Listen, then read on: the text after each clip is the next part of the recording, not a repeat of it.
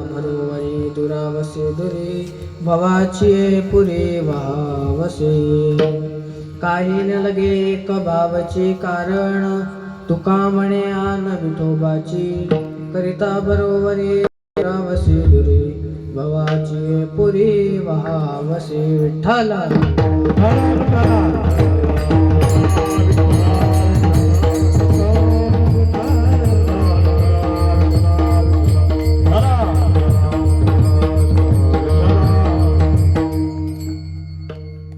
समचरण सरोजं सान्द्र नीलाम्बुदभं जगननीत पाणिं मण्डनं मण्डनानां.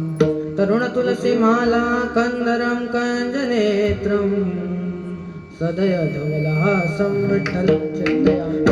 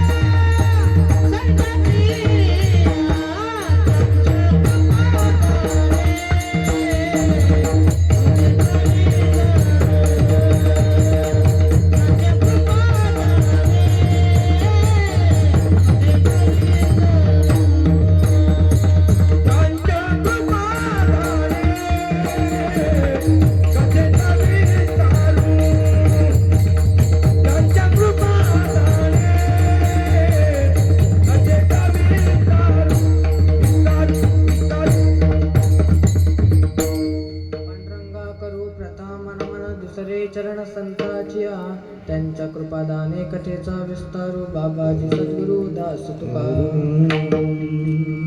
जयांचे केल्या स्मरण होय सकड विद्यांचे अधिकरण. तेची वंदू श्री चरण श्री गुरूंचे ते नमस्कारोनी आता. मस्तक हे पाया मस्तक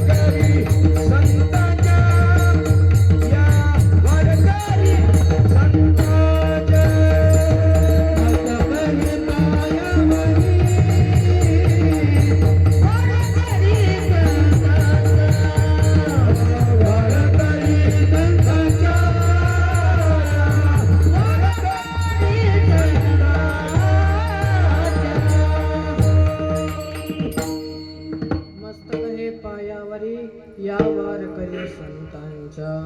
अलंकापुरी रम्य सिंहासनस्थं पदं तेजस्प्रदेशं विदिन्द्रादिदेव सदा स्तूयमानं. समाधिस्थमूर्तिं भजे ज्ञानदेवं. नागेन्द्रहाराय त्रिलोचनाय भस्मांगरागाय महेश्वराय नित्याय शुद्धाय दिगंबराय तस्मै नकाराय नमः शिवाय.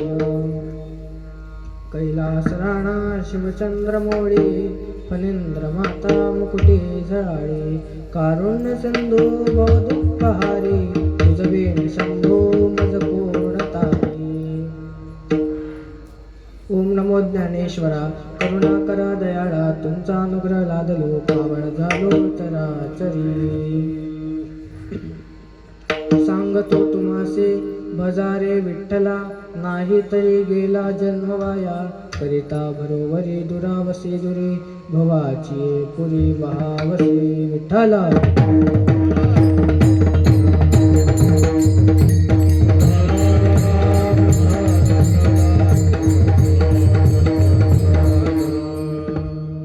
प्रस्तुत प्राप्त प्रसंगी प्राप्त वेळी चिंतन रूपी सेवेकरता घेतलेला अभंग जगन्मान्य जगद्वंदनीय देऊचे सुप्रसिद्ध साधू पंचमवेद निर्माते जगद्गुरु संत तुकाराम महाराजांचा 3 चरणाचा उपदेशपर प्रकरणातला छान असा गोड अभंग आजच्या सेवेकरताने वाढलेला आहे. विठ्ठल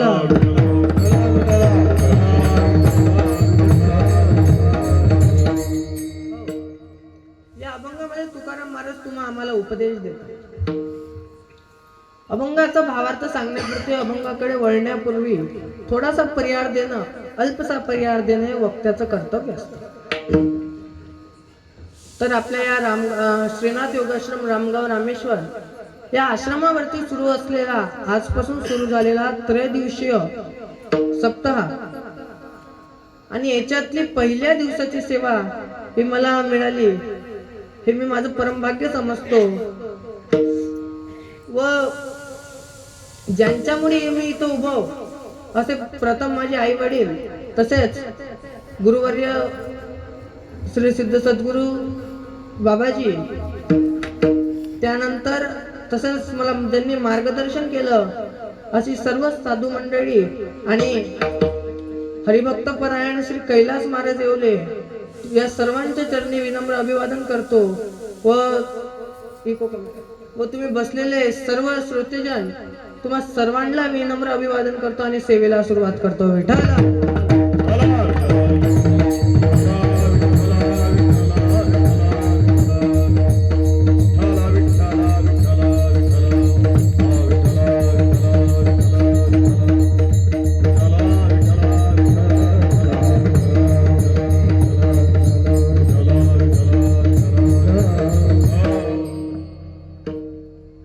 आश्रमावरती श्री गुरुचरण पादुका आणि श्री काशी विश्वेश्वराच्या लिंगाच्या स्थापनेच्या वर्धापन दिनानिमित्त हा सोहळा आयोजित केलेला आहे. नवनाथ ग्रंथाचं पारायणही सुरू आहे आणि त्या नवनाथ ग्रंथाचं पारायण सुरू आहे जो खूप श्रेष्ठ आहे. नेमकं नवनाथ आहेत तरी कोण, तर कवी नारायणांचे अवतार, नवनारायणांचे अवतार म्हणजे नवनाथ आहे. आणि नवनाथ सिद्ध 84 सिद्ध नवनाथ आणि त्याच्यापासून पुढे चालू आलेली परंपरा आणि त्याच्यामध्ये आपले गुरुजी आणि गुरु महाराजांच्या पासून आपल्याला ही सेवा मिळाली. खऱ्या अर्थानं आज मी इथं उभं त्यांच्यामुळे आहे. कारण बघा, माऊली सुद्धा गुरु परंपरेच्या अभंगामध्ये सुद्धा आहे, श्री गुरु सारिका असता पाठी राखा इतरांचा लेखा कोण करी. श्री गुरु सारखा एक वेळा पाठी राखा असला आपला की लोकांचं घेणं देणं नाही. असे गुरु आपल्याला मिळालेले आपलं भाग्य खऱ्या अर्थानं. सांगायचं झालं तर नाथ संप्रदाय हा काही वेगळा संप्रदाय नाही आहे. माऊली गुरु परंपरेच्याच अभंगामध्ये म्हणतात, आदिनाथ उमा बीज मच्छिंद्रा लादले. बरं इतकंच नाही तर दुसऱ्या अभंगामध्ये म्हणतात, आदिनाथ गुरु सकळ सिद्धांत मच्छिंद्र तयाचा मुक्ती शिक्षण आदि मच्छिंद्राने बोध गोरक्षासी केला, गोरक्ष ओढला गहिणी प्रसादे निवृत्ती दाता ज्ञानदेवा सार. ही परंपरा चालत आलेली आहे आणि त्याच परंपरेमध्ये आपण आहो हे आपलं भाग्य आहे. बघा, हा वारकरी संप्रदाय जगाच्या पाठीवर एकमेव संप्रदाय आहे ज्याच्यामध्ये कुठल्या जातीचा, धर्माचा, प्रांताचा, राष्ट्राचा कशाचाच भेद नाही. तो एकमेव संप्रदाय म्हणजे वारकरी संप्रदाय. महाराज प्रमाण सुद्धा देतात, यारे यारे यारे यारे नाण थोर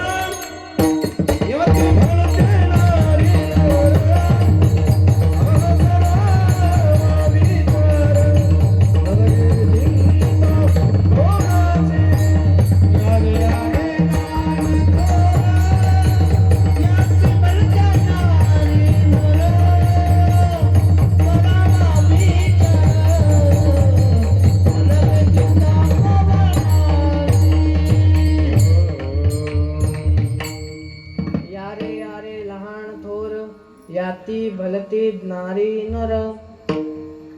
इथं कोणी या, सर्वांना प्रवेश आहे. आणि हा संप्रदाय इतका श्रेष्ठ आहे की ज्याचा पाया ज्ञान आहे. वारकरी संप्रदायाचा पाया ज्ञान आहे, कळस वैराग्य आहे, विस्तार नाम आहे आणि शांती खांब आहे. पुरावा संत कृपा झाली, इमारत फळा आली, ज्ञानदेवे रचिला पाया उभारिले. आणि वारकरी संप्रदायाचा पाया ज्ञानोबर आहे, कळस तुकोबर आहे, विस्तार नामदेव महाराज आहे आणि खांब एकनाथ बाबा आहे. 750 वर्षापूर्वी एका मायमाऊलीने एका पुत्राला जन्म दिला, त्यांचं नाव ठेवलं ज्ञानदेव. बघा, ज्याच्याकडे ज्ञान आहे,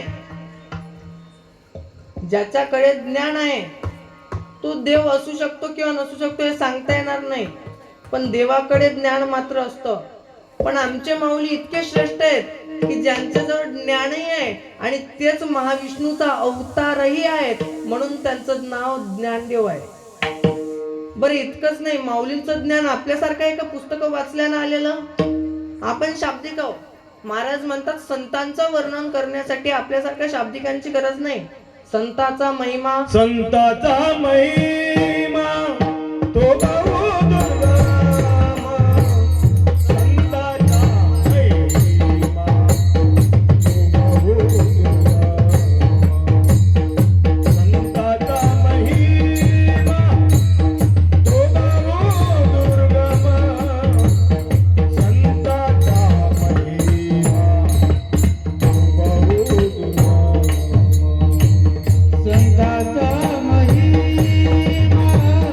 तो बहु दुर्गम. संताचा महिमा तो बहु दुर्गम.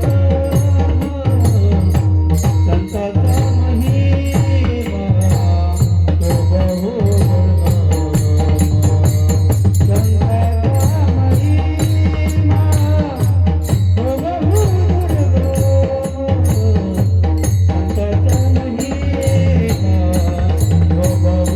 दुर्गम. शाब्दिकाचे काम नाही रे. शाब्दिकाचे काम नाही रे. शाब्दिकाचे काम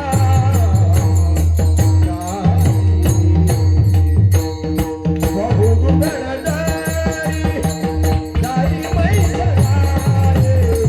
बहु दुर्गदारी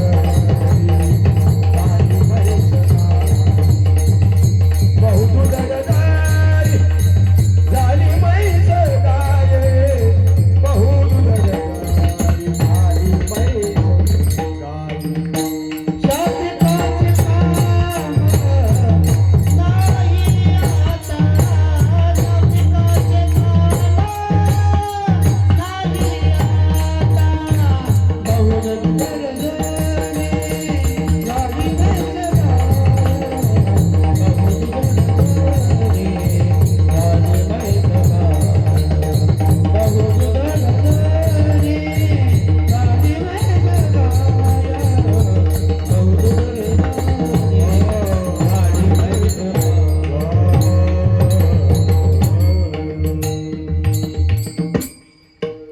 संताचा महिमा तो बहु दुर्गम. शाब्दिकाचे काम नाही येथे. बहु दुडळ जरी झाली मैस गाय, तरी होईल काय कामधेनू.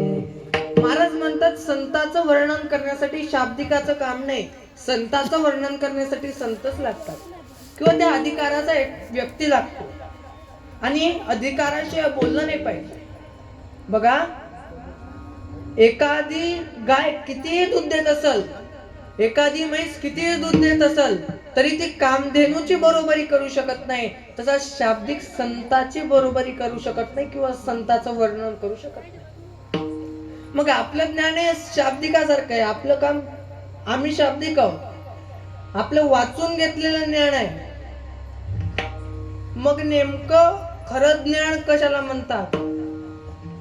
तर जे माऊलींचं जे ज्ञान आहे ते माऊली जन्माच्या आधी आलेलं आहे.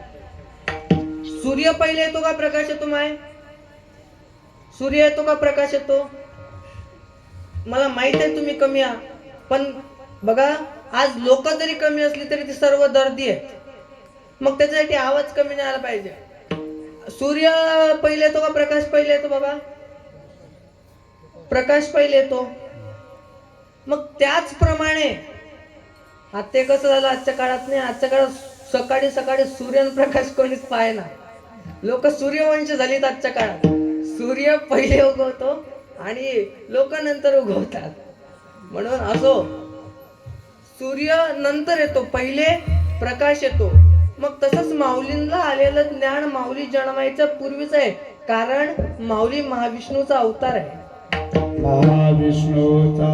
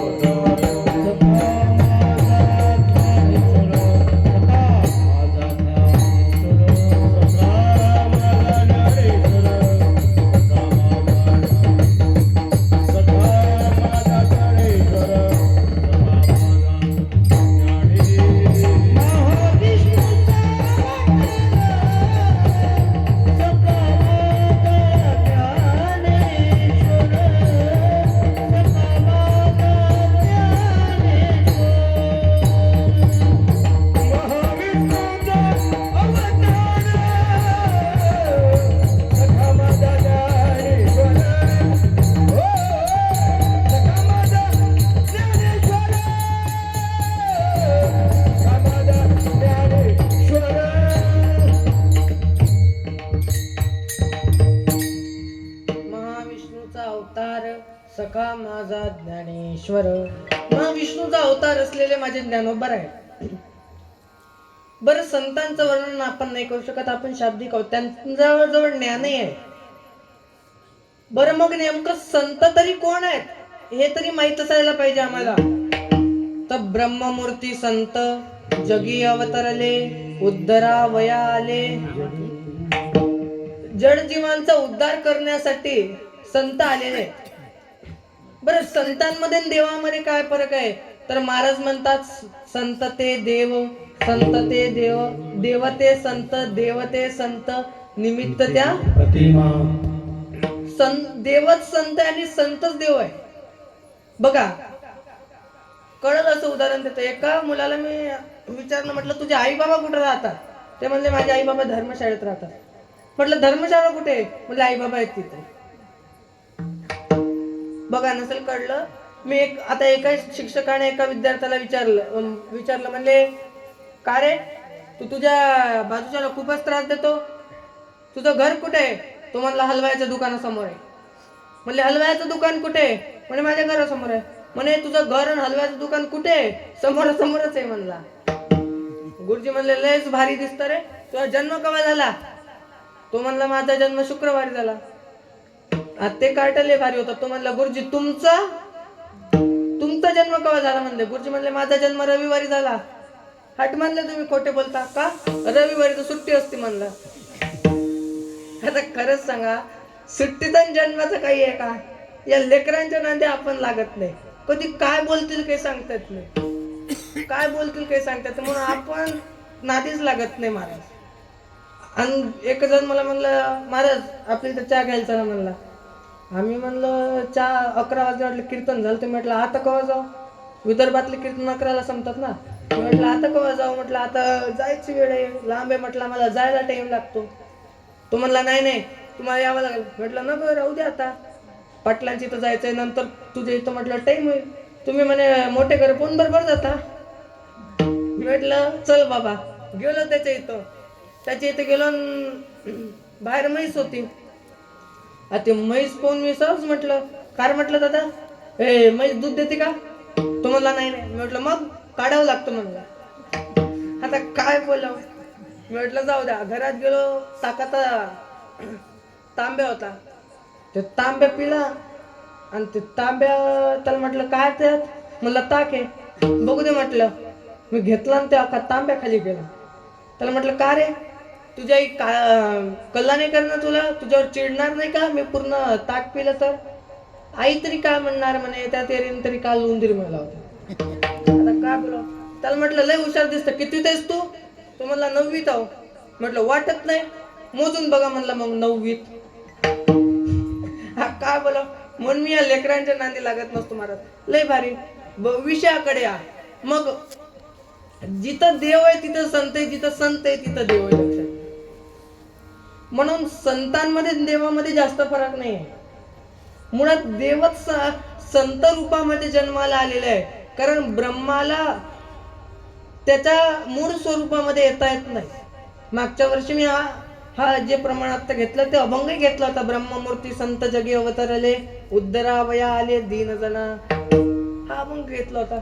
बरं, संत आम्हाला कळाले, संत ब्रह्माचं स्वरूप आहे. ब्रह्माला मूळ स्वरूपामध्ये येता येत नाही म्हणून ते रूप घेऊन आले, या देहामध्ये काहीतरी रूप घेऊन आले. बरं, आम्ही मान्य केलं. पण मग तुकोबराय आम्हाला म्हणतात, सांगतो तुम्हासी भजारे विठ्ठला. मग इतके देव आहे जगाच्या पाठीवर बघितलं तर 33 कोटी देव आहे. मग तुकोबारायांनी विठ्ठलालाच भजा असं का सांगितलं आणि तुकोबारायांनीच का सांगितलं असा जेव्हा प्रश्न पडतो तर बघा तुकोबारायांचा अधिकार किती आहे. मी पहिले बोलून गेलो, अधिकाराशिवाय बोललं नाही पाहिजे. पण तुकोबारायांचा अधिकार किती आहे. महाराज म्हणतात, वेदाचा तो अर्थ अमासीच ठावा निवाहावा भारमाता. महाराज म्हणतात वेदाचा अर्थ आम्हाला माहित आहे, बाकीच्यांनी वज वाहण्याचं काम करावं. बरं, वेदाचा अर्थ माहित आहे, इतकाच अधिकार आहे का. तर आरतीमध्ये गोड म्हणतात, तुकिता तुलनेशी ब्रह्म तुकासी आले, मनोनी रामेश्वरी, जपी मग गाठेरी, आरती तुकाराम, स्वामी सद्गुरुनाम, सच्चिदानंद मूर्ती, माय दाखवी आम्हा. आरती तुकाराम, स्वामी सद्गुरुनाम, सच्चिदानंद मूर्ती, माय दाखवी आम्हा. किंवा तुकाराम तुकाराम नाम घे.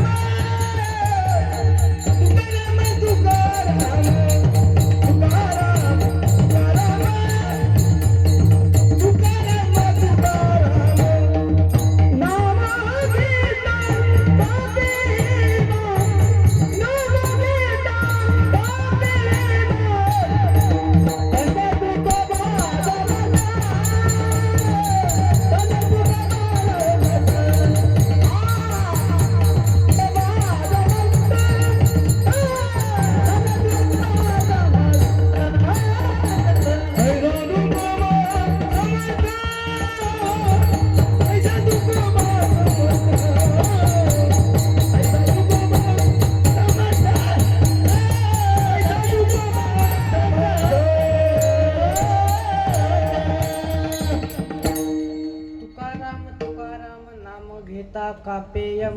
धन्य तुकोबा समर्थ जेणे केला हा पुरुषार्थ. बघा, तुकाराम महाराजांचा अधिकार काय, यम सुद्धा कापतो इतका मोठा अधिकार. बरं, महाराजांचा अधिकार आहे. बरं, महाराजांचं सांगणं कोणाला आहे नेमकं. महाराजांना असं म्हणायला पाहिजे होतं, सांगतो महाराज लोकांशी. कारण की लोकांना किती सांगितलं तरी नामजप तर करतच नाहीत ना. बरं, खरंच सांगा, आम्ही इतक्या तळमळीनं सांगतो, हरेक कीर्तनकार संपूर्ण कीर्तनामध्ये एक वेळा तरी एक तरी प्रमाण घेताना सांगतो देवाचं भजन करा. तरी बरेच लोक देवाचं भजन करत नाही. दादांनो, माझी विनंती आहे, देवाचं भजन केल्यानं सांगणाऱ्याचं कल्याण होत नाही, ते देवाचं भजन करतं त्याचं कल्याण होतं. बरं, महाराज म्हणले, सांगतो तुम्हासी भजारे विठ्ठला. बरं, जगाच्या पाठीवर 33 कोटी देव आहे. बरं, 33 कोटी म्हणजे काही 33 कोटी देव नाहीत, कोटी उपमा आहे. 33 देव आहे.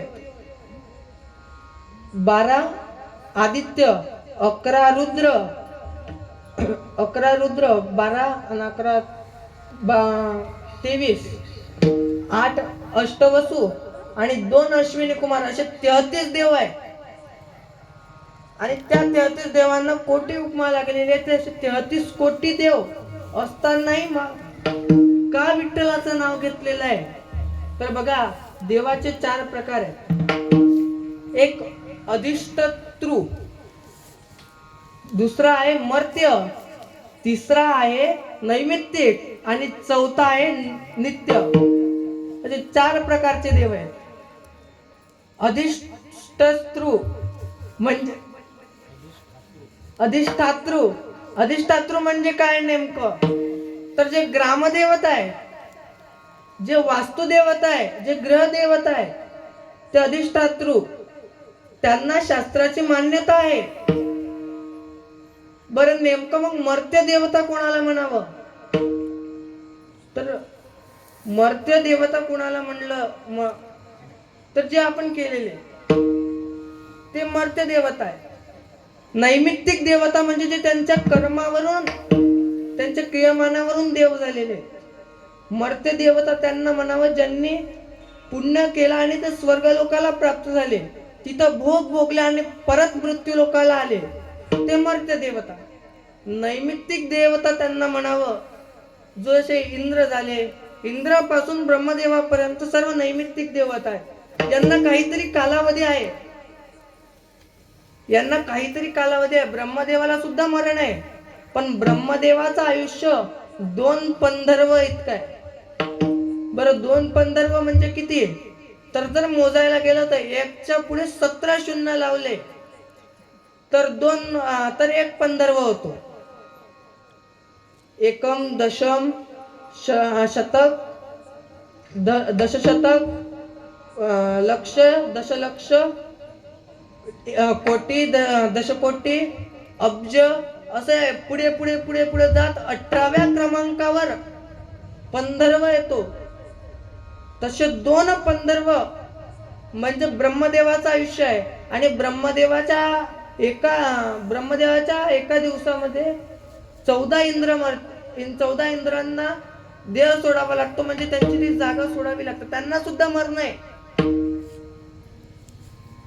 बर, ते नैमित्तिक देवता आहेत. नित्य देवता कुणाला म्हणावं? तर जसे भगवान आहे, शंकर आहे, भगवान विष्णू आहे, सूर्य, शक्ती आणि गणेश, 5 नित्य देवता आहे. जे नित्य आहे, सतत ते देवता आहेत, ते नित्य देवता आहे. बरं, मग त्याच्यामधलं विठ्ठल भगवान, विठ्ठलालाच का नेमलं? कारण की विठ्ठला नित्य देवता आहे, विष्णूचा अवतार आहे. बरं, इतकंच नव्हे तर दुसरे जर 4 प्रकारचे देव बघितले, भागवत सांगतं की केलेले देव आहेत, झालेले देव आहेत, काही स्वयंभू देव आहेत. केलेले देव कुठले? तर जे आपण केलेले आहेत. आज शेतात गेलं, ते एक देवाचा दगड मांडला जातो आश्रमाचे 5 दगड, तर 5 याला शेंदूर लावलं की हाताला उरलेलं ते 6व्या याला लावतं. दुसरा माणूस आला त्याला देव समजताना त्याला जवळ घेतो, ते सर्व याला शेंदूर लावतं, उरलेलं दुसऱ्या 7व्या याला लावतं. असे जमा करत करत करत करत जितके भरपूर देव होतात, हे केलेले देव आहेत. बरं, झालेले देव कुठले आहेत? तर इंद्रादी जे त्यांच्या कर्मापासून झाले, हे झालेले देव आहे.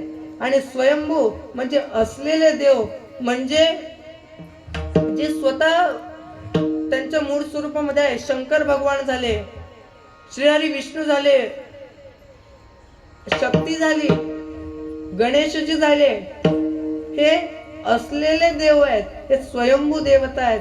मग त्याच्यामध्ये विठ्ठल देवता हे विष्णूचाच अवतार आहे. म्हणून विठ्ठल कोणाला म्हटलेला आहे? तर विठ्ठलाचा जर परिभाषा करायची झाली तर विधाता ब्रह्मदेव, नीलकंठ महादेव आणि लक्ष्मीपती महादेव ज्याच्यामध्ये आहे तो विठ्ठल भगवंत आहे. विठाला विठाल.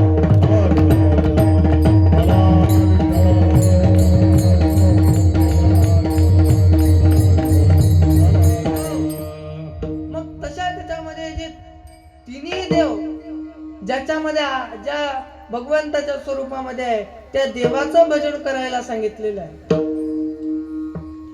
मग आम्ही मान्य केलं, ठीक आहे, विठ्ठलाला भजायला का सांगितलं, ठीक आहे, पण नेमकं आम्ही कामामध्ये राहतो, मग देवाला आम्ही केव्हा भजावं? काही लोक मंडळी महाराजांपाशी गेली आणि महाराजांना म्हणले, महाराज आम्ही काम करतो, तुम्ही म्हणले विठ्ठलाला भजा, पण वेळ राहत नाही, मग आम्ही शांततेनं बसून ध्यान लावून विठ्ठलाला नाही बसू शकत. तर महाराज गोड प्रमाण देतात, कामामध्ये कामामध्ये काम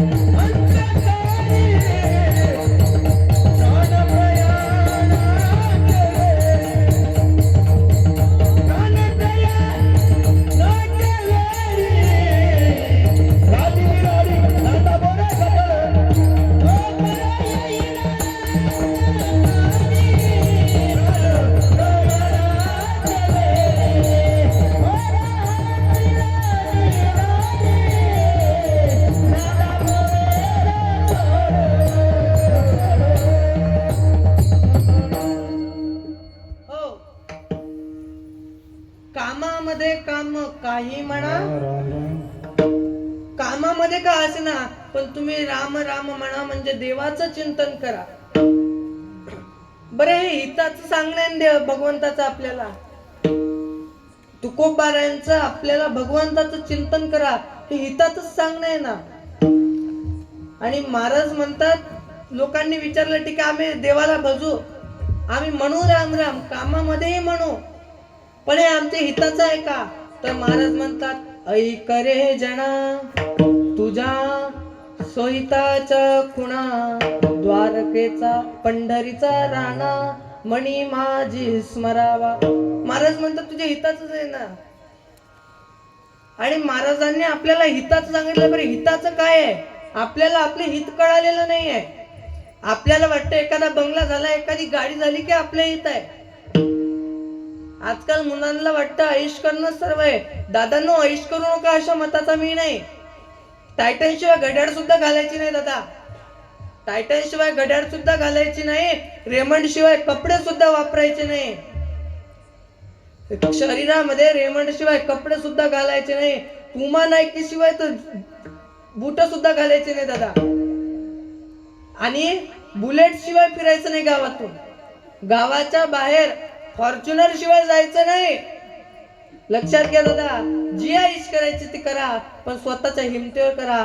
आई वडिलांच्या पैशावर करू नका दादा. किती कष्ट करतात ते त्यांना माहित हो. शेती असेल, आपला बाप, आजकाल मुलांचे आदर्श खूप वेगळे येतं. कोणाचा आदर्श पुष्पा आहे, कोणाचा आदर्श ते अल्लू अर्जुन आहे, काय ते हिरो, कोणाचा आदर्श क्रिकेटर आहे विराट कोहली. आदर्श ठेवू नका अशा मताचा मी नाही, पण कधीतरी आपल्या बापाला आपला आदर्श ठेवून बघा.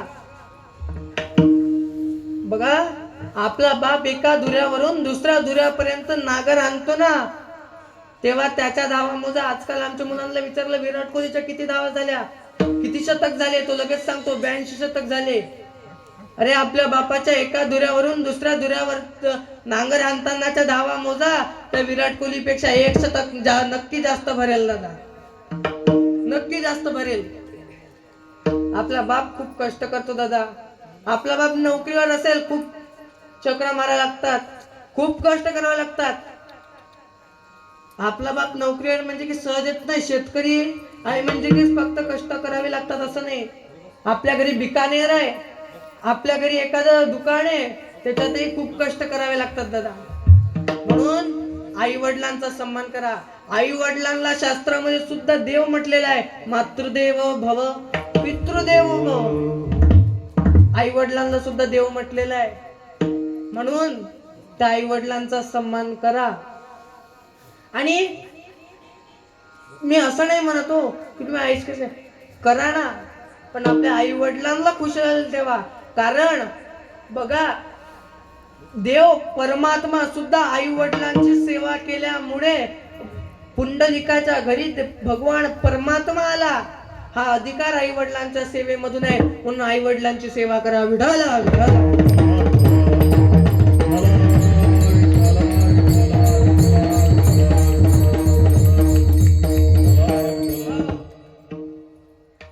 बरं, आमच्या हिताचं सांगणं तरी काय आहे? तर महाराज म्हणतात, हित ते करावे करोनिया मन एकविध किंवा शुद्ध भावे. शुद्ध भावाने शुद्ध अंतकरणाने तुम्ही भगवंताचं भजन करा. बरं, भगवंताचं भजन करणं म्हणजे काय फक्त रामकृष्ण हरी रामकृष्ण हरी म्हणत राहायचं का? शुद्ध भावाने करा, तुमचा भाव दाखवा. कारण ज्ञानोबराय हरिपाठामध्ये म्हणतात, भाव बडे आकडे. बोला ना माय, मी तुमचा धुरा घेतला का? बोलत जा. इथं बोललं पाहिजे, नाही तिथं बोलून फायदा नाही. बोलायचं असेल तर इथं बोललं पाहिजे ना. बोला, भाव बडे आकडे, कायातलं काहीच न कळे. भाव बडे आकडे एरविना आकडे कर्तळी आवडे. भावनेने आपला भाव धरून देवाचं भजन केलं पाहिजे. देवाचं भजन म्हणजे काय राम राम राम राम म्हटल्यानं नाही, मनात भाव असला पाहिजे. मग तुम्ही म्हणाल एखाद्या लहान लेकराला काय भाव करतो? त्या लहान लेकराला जवळून, आता आम्ही जाताना येताना बरेचदा आता आम्ही गाडीत सर्व मुलं हरिहरी शब्दाचा प्रयोग करतो. आम्ही हाय बाय टाटा हे करत नाही. मग तुम्ही म्हणाल त्याला काय भाव करतो? मग तो हरिहरी सहज म्हणला. आम्ही येता जाता राम राम सहज म्हणतो. दादा, तुम्ही राम राम म्हणता त्याचा अर्थ आहे माझ्यातही राम आणि तुझ्यातही राम. कारण महाराज म्हणतात भाव असावा. आणि लहान मुलांना काय करतात, ते निर्विकार असतात, त्यांच्यात कुठलाच विकार नाही. षडविकारातला एकही विचार त्यांच्या मनामध्ये नसतो. मग त्यांच्या मुखून नामस्मरण केलं तर त्यांनाही पुण्य लाभतं आणि आपल्यालाही लागतं. म्हणून माझी विनंती आहे, आपल्या मुलांना देवाचं चिंतन करायला शिकवा. मुलांना, आपल्याला एखाद्या लहान मुलांना शिवी दिली तर गोड वाटते. माझी विनंती आहे दादांनो, ते आज जे शिवी तुम्हाला गोड वाटते ना, पुढे जाऊन तेच शिवी देऊन तुम्हाला लात मारून दादा बाहेर काढल. म्हणून माझी विनंती आहे, मुलाला नामजप करायला शिकवा. काही नाही झालं चालेल, पण नामजप हरेकानं केला पाहिजे. बघा, नामाचा महिमा खूप मोठा आहे, म्हणून नामस्मरण केलं पाहिजे. बरं, नामस्मरण केलं, काही लोक आता त्याच्यामधले सर्वच प्रकारची लोक महाराजांजवळ गेली होती. लोक म्हणले आम्ही कामामध्ये रामाचा रामनाम म्हणू, पण नेमकं नाही जर म्हटलं तर काय होईल? तर हे अभंगाचं प्रथम सांगतो तुम्हाशी भजारे विठ्ठला. सांगतो तुम्हाशी भजारे विठ्ठला. सांगतो तुम्हाशी भजारे विठ्ठला. सांगतो तुम्हाशी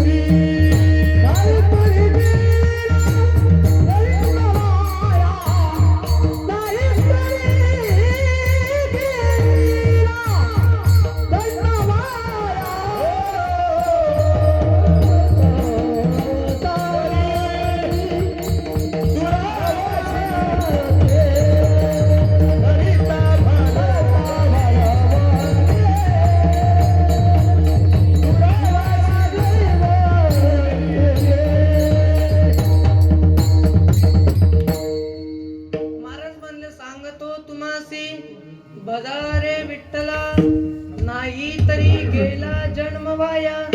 महाराज म्हणले तुमचा जन्म वायाला जाईल. बरं वाया जाणं कशाला म्हणतात?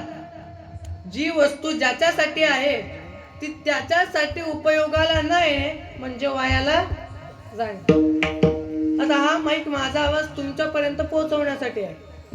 याचा माझा जर आवाज तुमच्यापर्यंत पोहोचला नाही तर हा माईक वाया गेला. पण तुमचा चांगला आहे बरं का. आता हे कुठली गोष्ट असो, हे मोबाईल आपल्याला एखाद्याशी संपर्क साधण्यासाठी आहे. पण तो जर साधल्या जात नसेल म्हणजे व्यस्त वगैरे नाही, तुमचा मोबाईल खराब झाला नंतर जर तो त्याच्यापासून तुम्हाला काही काम करता येत नसेल तर मोबाईल वायाला गेला. मग तसाच तुमचा जन्म सुद्धा वायाला जाईल. महाराज म्हणले तुमचा जन्म सुद्धा वायाला जाईल. मग लोक म्हणले महाराज आम्ही विठ्ठलाला आम्ही भजू देवाला, पण आमच्या मागे संसार आहे. मग त्या संसाराची काय एक वेळा बरोबरी झाली की आम्ही देवाला भजायला मोकळे झालो. तर महाराज म्हणतात करिता बरोबरी दुरावसी दुरी.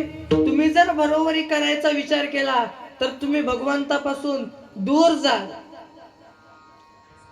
बरं दूर गेलो तर काय होईल? तर तुम्ही भवसिंधूच्या पुरामध्ये होऊन जाल. अभंगाचं दुसरं करिता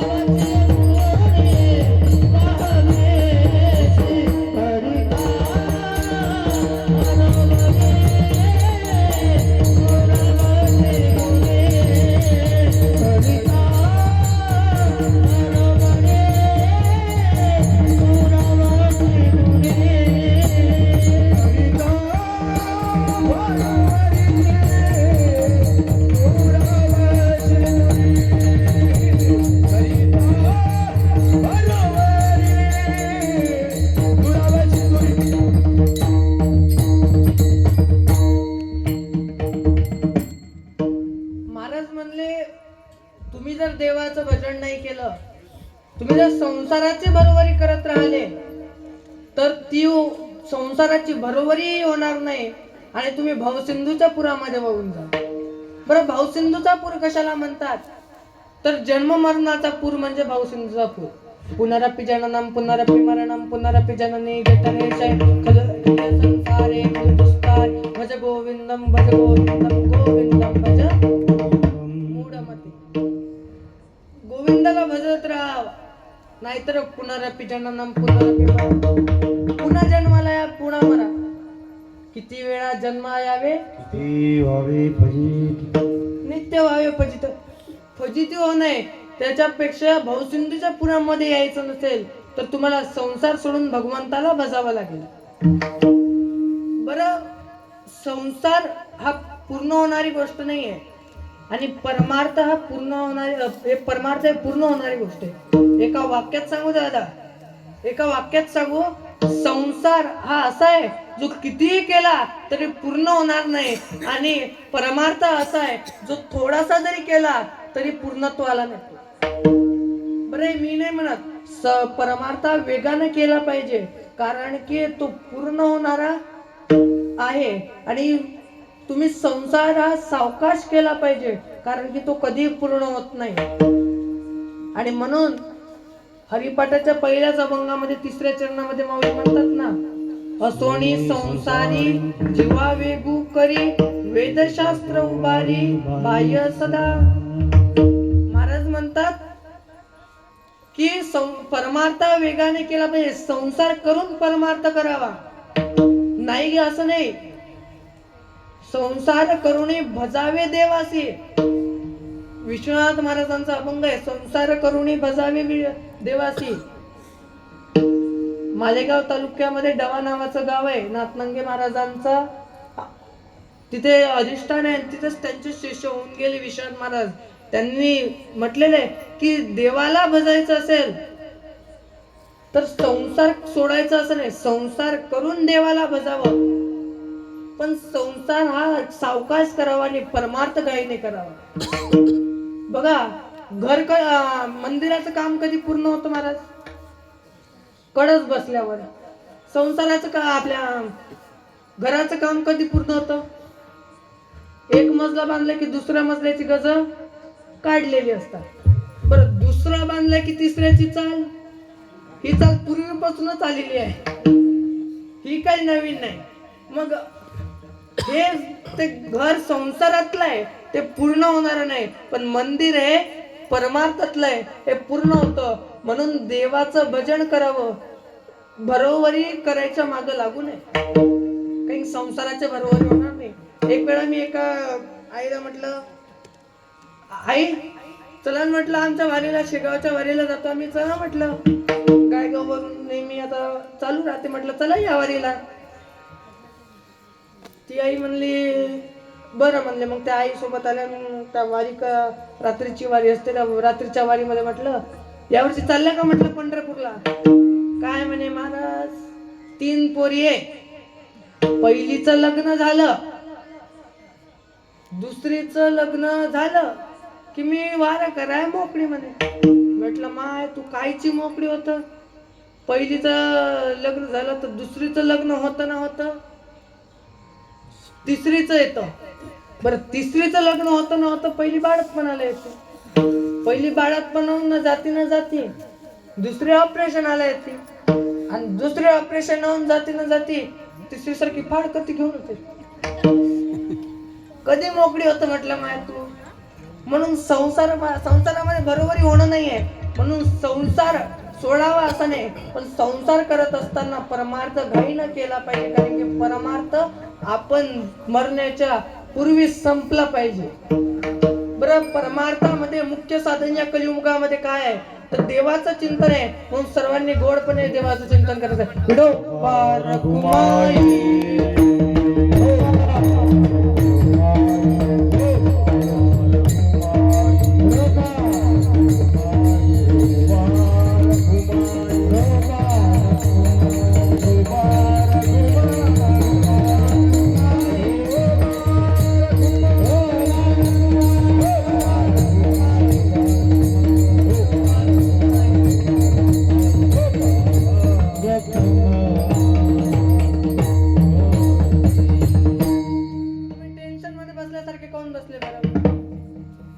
देवाचं भजन करताना गोड आनंदाने केलं पाहिजे. कीर्तनामध्ये माणसानं हसऱ्या चेहऱ्यानं बसलं पाहिजे, नाचल्या कांद्यासारखं माणसानं बसू. कारण कीर्तन हे भगवंताशी भेटण्याचं साधन आहे. एक असंच कीर्तनात बसलं आणि तोंड पाडून बसलं. मी म्हटलं का दादा भजन का करत नाही? तो म्हणला माझ्यावर कर्ज आहे. मग ते का आणि फेड येतात किती जातात किती याच्यावर लक्ष द्या ना, हिशोब ठेवा ना, कर्ज होणार नाही. बरं ते कर्ज आहे म्हणून कीर्तनात कशाला तोंड पडून बसायचं? 20 कमावतं 10 कमावतं 20 ची पिते बिस्लरी म्हणलोय. बरं आपल्याला आपला आर्थिक व्यवहारही बरोबर नाही, हिशोब ठेवा ना. महाराजही म्हणतात ना की हिशोब असला तर कर्ज होणारच नाही. आणि इथं बसलेल्या पैकी एकावर असलं बी एखाद्यावर तर टेन्शन घ्यायचं नाही. कर्ज झालं बिनधास्त राहायचं, देवाचं नामस्मरण केलं बरोबर फिटत तिथे. म्हणून आणि मायांनो तुम्ही परमार्थामध्ये सर्वात जास्त गुंतलेला कोण असेल तर ते बाया आहेत. मग माझी विनंती आहे देवाचं भजन चांगल्या गोड स्वरूपामध्ये हसऱ्या चेहऱ्यातून केलं पाहिजे. एक वेळा मी असंच एका बाईला म्हटलं का हो म्हटलं आई तुम्ही भजन का म्हणत नाही? म्हणजे माझ्या यांचं नाव आहे. आता विठ्ठल त्यांचं नाव आहे म्हणून का देवाचं नाव घ्यायचं नाही? देवाचं नाव घेतलं पाहिजे. त्याला हात वर करा बरं सर्वांनी. सर्वांच्या हात वर असले पाहिजे, दिसतेच सर्व. सर्वांनी गोड भजन करायचंय. महाराज हात वर करा, हात वर करा आणि सर्वांनी गोड भजन करा. तुले हरी का नाम विठ्ठल पांडुरंगा, तुले हरी का नाम पांडुरंगा, तुले हरी का नाम विठ्ठल पांडुरंगा, तुले हरी का नाम विठ्ठल पांडुरंगा.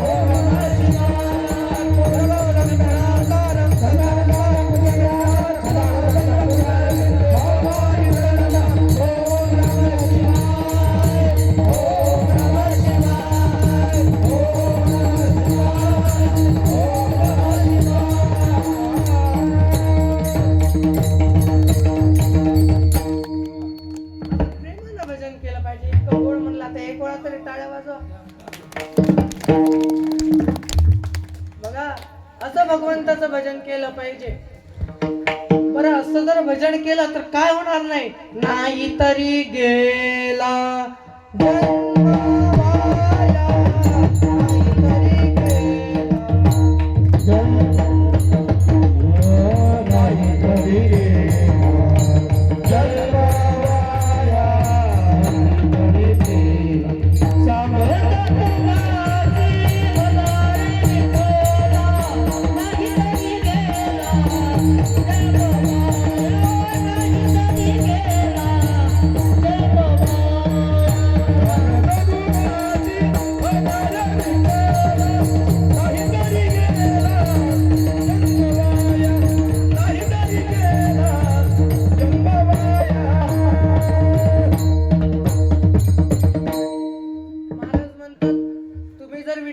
भजलं तर तुमचा जन्म वायाला जाणार नाही, पण त्यासाठी संसार सोडू नका, पण संसाराची भरभरी करण्याच्या मागे लागू नका. लोक म्हणले आम्हाला पटलं, ठीक आहे, पण नेमकं काय लागतं भगवंताचं भजन करण्यासाठी, तर अभंगाचं तिसरं चरण.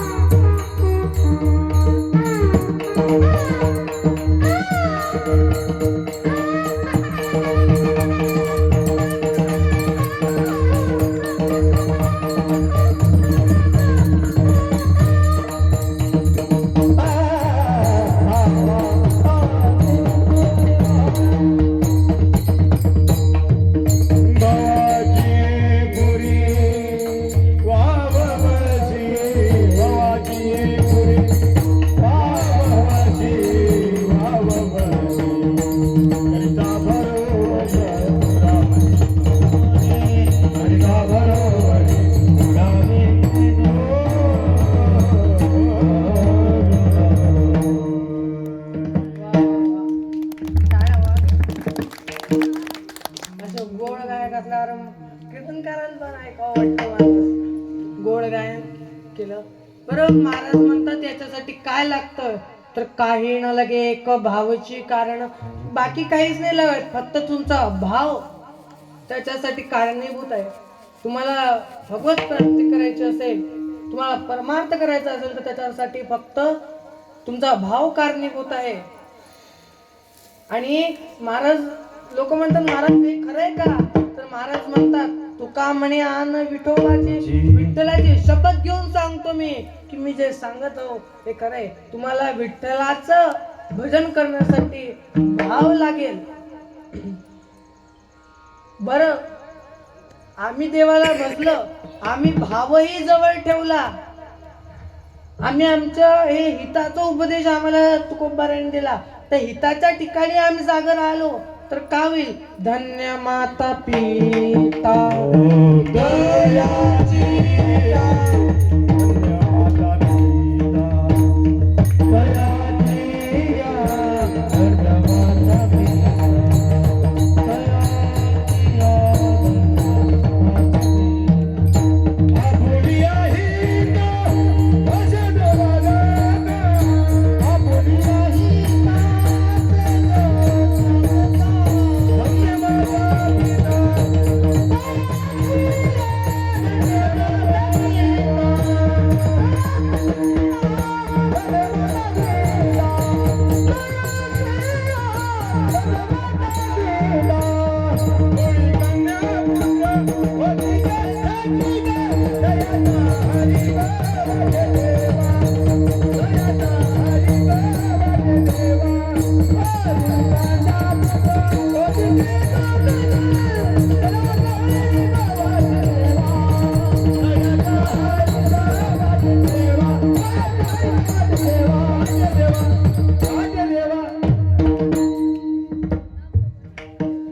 महाराज म्हणतात की तुम्ही हिताच्या ठिकाणी जागे आले त्याची धन्यता आई वडिलांना मिळेल. बरं, आई वडिलांना मिळण्यासाठी आम्ही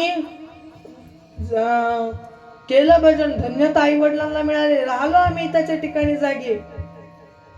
पण नेमकं मग आज आपला अभंगाचा भावार्थ तसा संपलेला आहे. पण खरं सांगायचं झालं तर ज्यांच्यामुळे आज मी उभो त्यांचं सुद्धा वर्णन आपण केलं, संतांचा महिमा सांगितला. पण आपल्याला त्यांच्यासारखं बनायचं असेल तर त्याच्यासाठी महाराज म्हणतात आपल्याला भक्त बनावं लागेल. आणि भक्ताचं वर्णन करत असताना तुकोबाराज सांगतात भक्त ऐसे जाणा.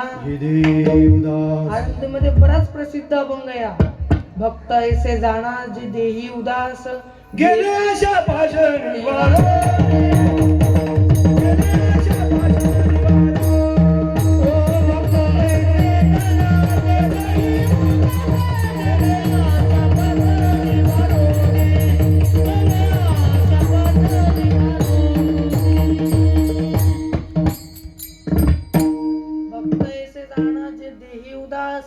गेले आशा पाश निवारुणे.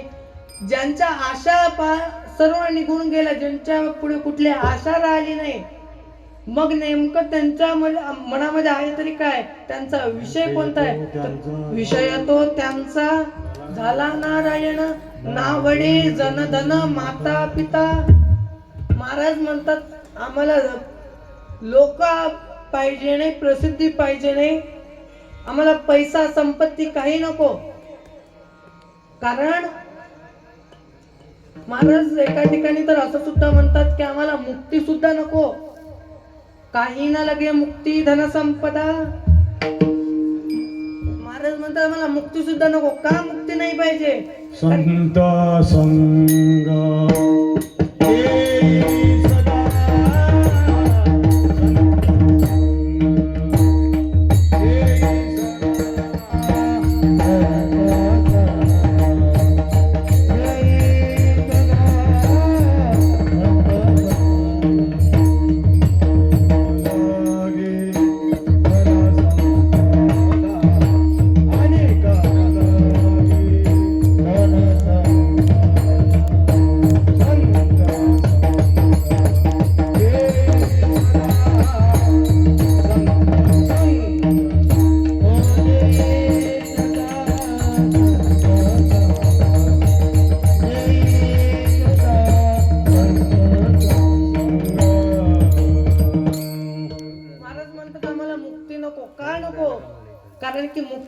नवरी झालेली आहे.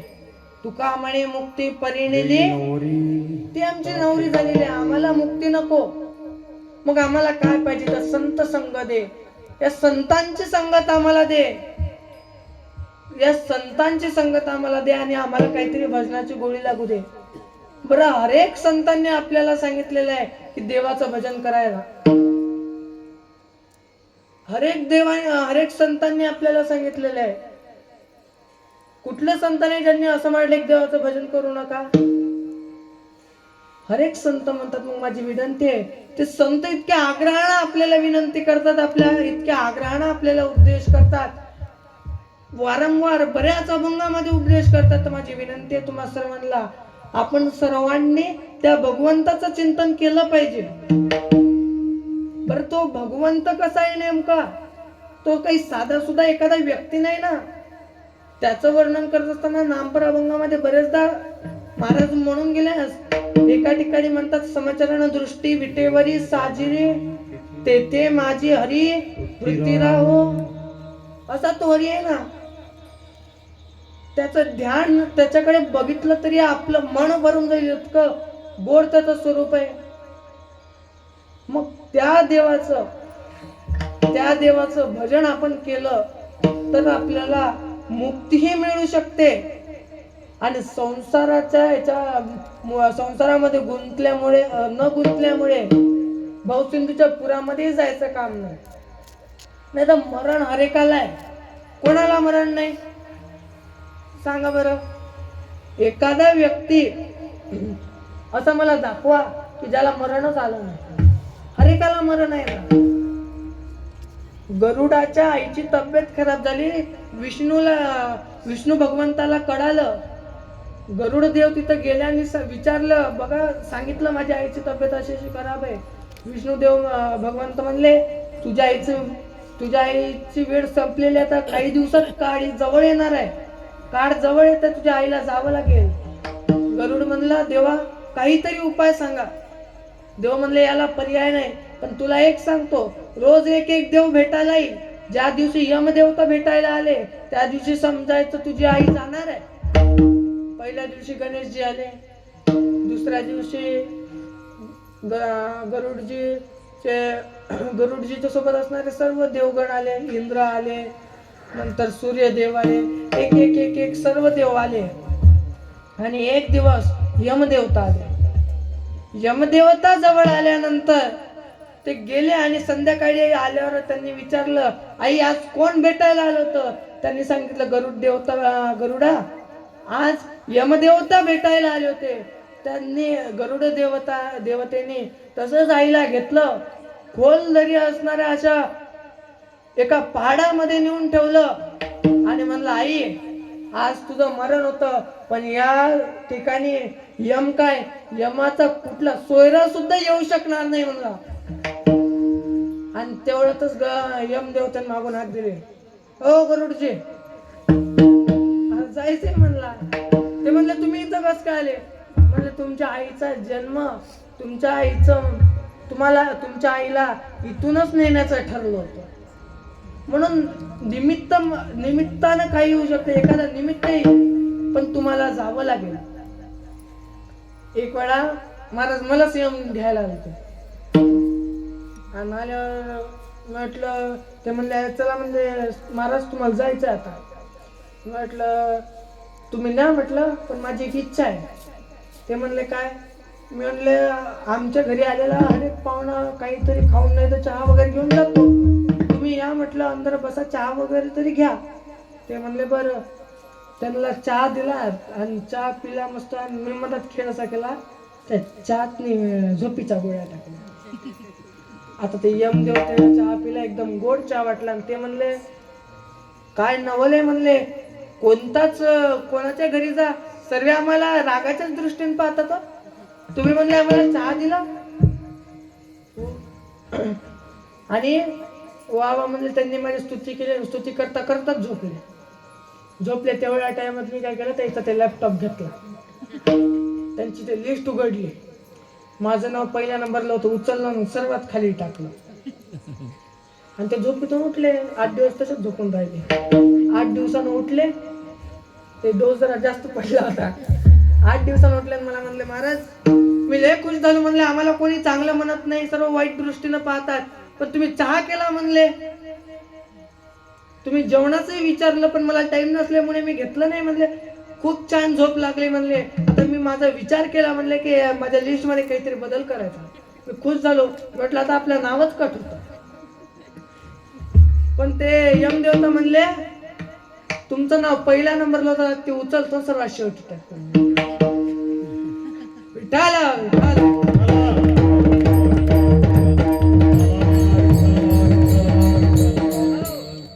मला नाटाळे कधी ना कधी कोणाला ना कोणाला येणार आहे, आणि म्हणून एक गीतकार काय गोड वर्णन करतात, जिंदगी एका किराए का घर है, किराए का घर है, जिंदगी का घर है, एक ना एक दिन बदलना पड़ेगा, एक ना एक दिन बदलना पड़ेगा, मौत जब तुझको देगी, मौत जब तुझको देगी, घर से बाहर निकलना पड़ेगा, घर से बाहर निकलना पड़ेगा.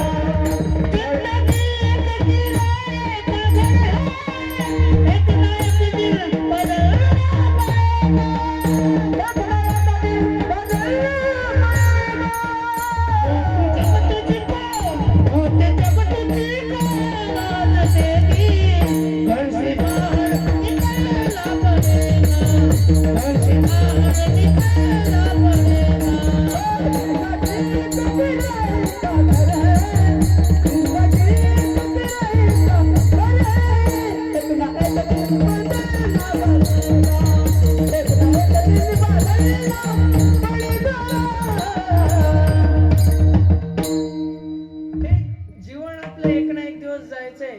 हे भाड्याचं घर आपल्याला देह भेटलेला आहे. हा देह म्हणजे भाड्याचं घर आहे. उड जाएगा एक दिन पंजे रहेगा पिंजरा खाली. एक ना एक दिवस या पिंजऱ्यातून जाणं आहे. कधी ना कधी हा आत्मा आपला जाणार आहे. मग त्याच्या पूर्वी आपण भगवंताचं चिंतन केलं पाहिजे. आणि म्हणून महाराज म्हणतात की तुम्हाला भगवंताची गोडी लागायला पाहिजे. कधी लागेल तर त्यानंतर कधी लागेल, कधी लागेल मेरा सदा.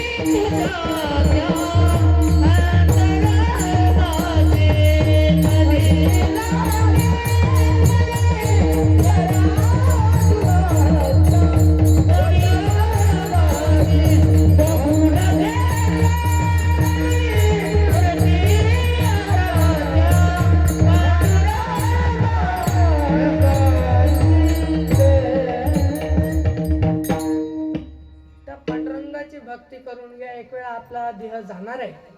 मग देह जाण्यापूर्वी आपल्यापासून परमार्थ पूर्ण झाला पाहिजे. बरं, आपल्याला मार्गदर्शन ज्यांचं आहे असे आपले गुरुजी सुद्धा साधे नाही. कुठलाच गुरु साधा नसतो. कुठल्याही संप्रदायाचा असो, कुठलाही गुरु असो, शेवटी गुरुला सुद्धा देवाची उपमा आहे. गुरुर ब्रह्मा गुरुर विष्णू गुरुर देव महेश्वरा गुरु साक्षात परब्रह्म तस्मै श्री. गुरुला भगवंताची उपमा दिलेली आहे. तर इतकंच नाही तर माऊली सुद्धा ज्ञानेश्वरी मध्ये सांगतात की जयांचे केल्या स्मरण वय सकाळी विद्यांचे अधिकरण तेची वंदू श्री चरण श्री गुरूंचे नमस्कारोणी आता. आणि म्हणून त्या गुरूंला आपण डोळ्यापुढे ठेवून विठ्ठलाला भजलं पाहिजे. आपला कुठला तरी एक देव केला पाहिजे. आणि आपलं सर्व आपल्या कर्मावर अवलंबून आहे. कारण गीतेमध्ये सुद्धा म्हटलेलं आहे की कर्मानुबंधिनी मनुष्य लोके. 15व्या अध्यायाचा श्लोक आहे बघा. महाराज श्रीकृष्ण भगवान परमात्मा सांगतात की अदश्च मूलानि नुसंततानि कर्मानुबंधिनी मनुष्य लोके. कर्मावर सर्व अवलंबून आहे. म्हणून आपले कर्म चांगले ठेवा, भगवंताचं चिंतन करा. जाता जाता एकच सांगतो दादांनो, व्यसन करू नका. व्यसनानं कधी कुणाचं भलं झालेलं नाहीये. हे मांसाहार वगैरे कधी काही नाही. आणि भगवान परमात्मा स्वतः सांगतात की पचवणारा मी आहे. अहं वैश्वानरो भूत्वा प्राणिनाम देहमाश्रिता प्राणापान समायुक्त पचाम्यन्नम. भगवान परमात्मा सांगतात मी पचवणारा आहे ना, मग तुम्ही हे वाईट काही देऊ नका. मी कसा पचवेल? आणि त्याच अपचनामुळे आपल्या शरीरामध्ये ब्लॉकेज तयार होतात आणि त्याच ब्लॉकेजमुळे हार्ट अटॅक येतो. सर्वांनाच त्यामुळे येतो असातला भाग नाही, पण 90% लोकांना व्यसन केल्यानं आणि मांसाहार केल्यामुळे हार्ट अटॅक येतो. आणि 10% लोक कार्डियक अटॅक मध्ये बसतात, जे अचानक येतो. 2 प्रकार असतात अटॅकचे. म्हणून आणि विठ्ठल म्हटल्यानं अटॅक सुद्धा येत नाही, कारण की ठावर असा इथं धक्का लागतो विठ्ठल. त्याच्यामुळे विठ्ठल नामाचा जाप केला पाहिजे.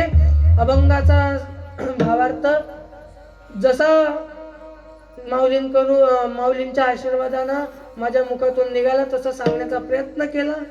माझ्यापासून काही चुकलं असेल तर तुमचं लेकरू म्हणून मला माफ करा. पहिलं असेल तर दुसरं समजा, दुसरं असेल तर तिसरं समजा, तिसरं असेल तर चौथं समजा, चौथं असेल तर 5ं समजा, एकही नसेल तर मला लेकरू समजा. समजाल ना माय? नक्की तुमचं लेकरू मला समजाल?